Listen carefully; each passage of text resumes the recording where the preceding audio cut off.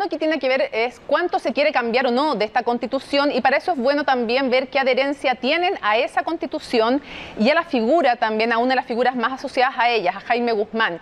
Quisiera, si ustedes tuvieran que definir a Jaime Guzmán, ¿cuál es la opinión que ustedes tienen sobre él? Henry Boyce. Un notable católico, ser humano abnegado al país, que además era un notable constitucionalista, una gran persona a quien yo en lo personal admiro mucho y le agradezco su aporte al país. Esta Constitución nos ha regalado 40 años de desarrollo, y yo, que trabajé arduamente por el rechazo desde mi profesión como abogado constitucionalista, doy fe de que es una excelente Constitución y que está llamada a regirnos por muchos años más. Jaime Guzmán, ¿cómo lo definiría Marcos Barraza?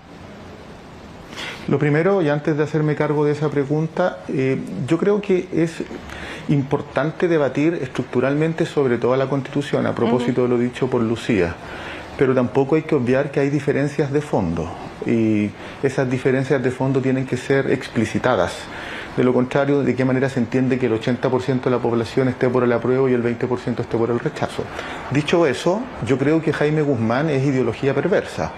Es básicamente la expresión máxima de una ultraderecha que construyó una constitución, diseñó y redactó una constitución desde los privilegios y para los privilegios de unos pocos, con efectos perniciosos en términos culturales, económicos, sociales y políticos.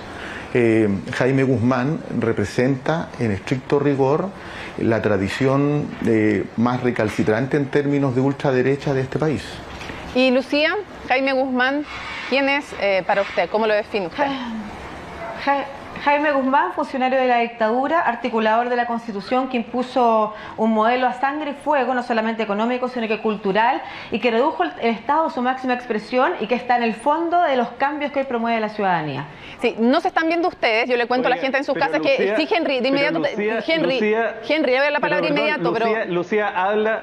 Pero déjame decir algo, de que tenemos que renunciar a los discursos polarizados, y ella es la que tiene el discurso más polarizado de todos. ¿Y para qué estamos con las caretas? La lista de la apruebo es prácticamente lo mismo que el Partido Comunista, y eso hay que tenerlo claro. Ella forma parte de la misma línea ideológica que el señor Barraza. Entonces, que no nos vengan ahora con los discursos bonitos del diálogo, de la amistad cívica, si ellos son los que no están dispuestos a hablar con la verdad. Esta Constitución no fue impuesta a sangre y fuego. Escúcheme ahora, para que pueda funcionar el debate necesito, para que se pueda entender el debate, necesito que vayan hablando de a uno, se pueden interrumpiendo, pero necesito explicar ciertas cosas. La gente no sabe en sus casas, pero ustedes nos están viendo. Entonces hay ciertas cosas que yo tengo que contarle a los otros candidatos. Por ejemplo, usted estaba haciendo como morisquetas de que hablaba y hablaba Marcos Barraza, o se reía cuando hablaba Lucía López. Entonces quiero preguntarle por qué esa cara. Pero si repite porque repiten las mismas categorías de siempre. Dicen que es la Constitución de la dictadura impuesta a sangre y fuego, y no dicen que en 2005 Ricardo Lagos, un presidente de izquierda, la reformó. No dicen que Jaime Guzmán salvó a personas de morir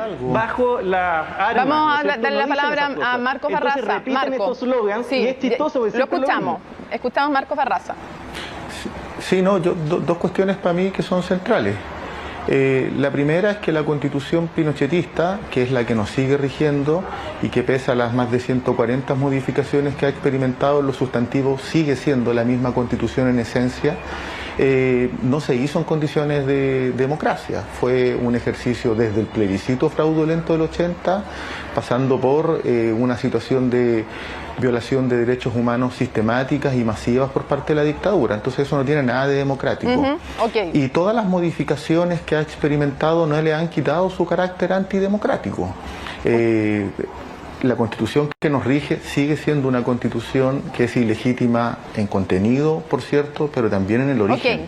Lucía, y creo que contrariamente a lo que dice el candidato Henry, eso está debidamente consignado en términos de mayoría social. Y yo creo que él habla desde la minoría de ultraderecha. Ya le voy a la palabra a Lucía porque quiero preguntarle, espérese un poco, Henry. Henry, espérese un poco, yo le voy a dar la palabra porque si no se escucha usted sobre mí, no nos escuchamos. Lucía, ya le voy a dar la palabra sobre va a ser paritaria. Sí, la interpelación va a tener su momento para responderla, pero antes quiero saber si Henry Boyce ve un problema o no que esta Constitución, más allá de las reformas, haya nacido una dictadura, que es algo muy distinto de una convención constituyente. O sea, había una dictadura, la Comisión Ortúzar la crea, entonces quiero ver si para usted ese es un problema de origen o no. Bueno, eso ya lleva implícita una afirmación que es la suya, señora Mónica, pero acá lo importante es saber... No era una dictadura, no, si yo no estoy dando una opinión, estoy dando un hecho. Había una dictadura. Bueno, pero déjeme contestar. Pues. No, mire, si acá yo no le estoy hablando del régimen que regía en Chile, le estoy hablando de quienes hicieron la Constitución. En la Comisión Ortúzar habían personas del Partido Radical, don Jorge Valle, está la persona del Partido Demócrata Cristiano, donde milita su hermana, dicho sea de paso, que era don Alejandro Silva Ascuñán, Enrique Evans. Entonces, no me vengan con que esta Constitución la hizo Pinochet. La Constitución la hizo una comisión de 10 expertos, que eran los mejores en derecho constitucional en el país, y esa comisión de expertos fue una comisión transversal. Por supuesto que no estaban los amigos de nuestro señor Barraza, ¿no es cierto?, que por supuesto usan la violencia como un método de acción política, esos son los comunistas. Y ellos están muy bien en el debate democrático, como lo decía don Gabriel González Videla. En el caso de Henry Boyce, ¿cuál sería su énfasis, su cambio? Bueno, a mí desde un punto de vista constitucional me parece muy relevante aumentar los requisitos para ejercer cargos públicos. Por ejemplo, hoy día una persona con 21 años puede ser diputado de la República. Y si uno mira, digamos, las familias, los grupos de amistades, nosotros podemos constatar de que a la fecha de hoy personas con 21 años no tienen el bagaje de vida, ¿no es cierto? No han pagado una cuenta de luz, probablemente no han salido de la universidad, no han terminado su carrera. Entonces no tienen todavía la experiencia para poder ejercer adecuadamente un cargo tan importante. Y a mí lo que me indigna es que a un diputado que no tiene, por ejemplo, cuarto medio, le paguen, o no tiene, por ejemplo, 23, 25 años, le paguen 5 millones de pesos, 6 millones de pesos, y una persona con la mugre para ser secretaria gane 800.000 pesos y se levante a las 8 de la mañana y llegue a las 8 de la noche. Ahí hay una desigualdad muy profunda que pasa por la Constitución. Tenemos que subir los requisitos para ejercer cargos públicos. Subir los requisitos en edad, dice Henry Boyce, entonces, para los cargos... Ojo, ¿no solo en edad? No solamente en edad. ¿En qué más? También hay que analizarlo, Yo pondría cualificación. Por ejemplo, los cargos parlamentarios son los cargos dedicados a hacer las leyes y por lo tanto son personas que tienen que tener un cierto nivel técnico. Más allá de que no sean personas del mundo del derecho, pueden haber ingenieros, pueden haber otros profesionales, pero tenemos de alguna manera que mejorar la calidad de la política y eso pasa por mejorar la calidad de los políticos. Para no malentenderlo, porque por ejemplo yo había dicho recién que usted decía solo de edad, usted me explica que son otros requisitos más. ¿Usted cree, por ejemplo, diga usted si es así o no, que un obrero no podría ser un buen parlamentario si no es profesional, o lo estoy malentendiendo? Yo creo que le faltan competencias técnicas para ejercer bien un cargo parlamentario.